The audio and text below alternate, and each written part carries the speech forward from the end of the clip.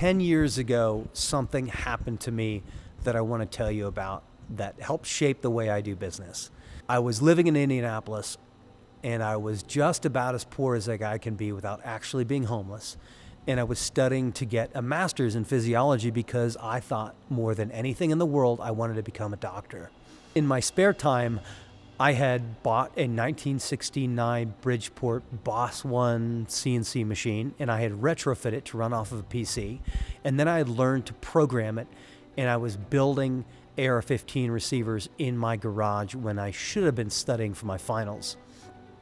Well, one day, my wife's aunt gives me this ticket to the Heat Treating and Gear Manufacturing Expo that's happening in downtown Indianapolis mid-September, and I go.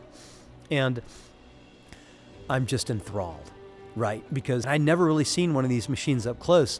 And for hours, I just bounced from booth to booth to booth, soaking it up. I eventually wandered into the Mazak booth. They asked me loads of questions, and they spent more time getting to know me than they did showing off their equipment. When they found out I was building parts on a retrofit machine in my garage, they insisted that I come to their showroom. And even after I told them I was broke and living off ramen noodles, trying to become a doctor and had no hope of affording one of their machines anytime soon, they were still really insistent that I come by and see their showroom. So I go to their showroom the next day, and they spent hours with me, showing their machinery and talking to me and getting to know me.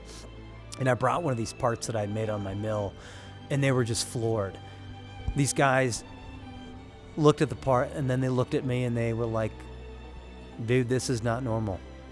People don't just normally do this. You've got something here you should chase. This is the moment that I really remember that really sticks out in me.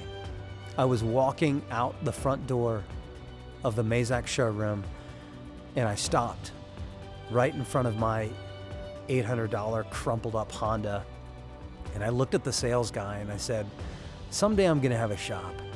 And I'm probably just gonna buy Mazaks because it will be simpler that way to just stick with one brand. And the guy, he didn't scoff. No skeptical expression flashed across his face. He just looked at me and nodded and was like, yeah, man, cool. That's awesome. Guess what? 10 years later, I have an 18,000 square foot shop and over $2 million in Mazak equipment. That is the power of kindness. It goes without saying that you should always treat people with kindness and dignity, but when you do that to the littlest of people, you never know how much it means to them, and you never know who or what they will eventually become. So that's my lesson for today.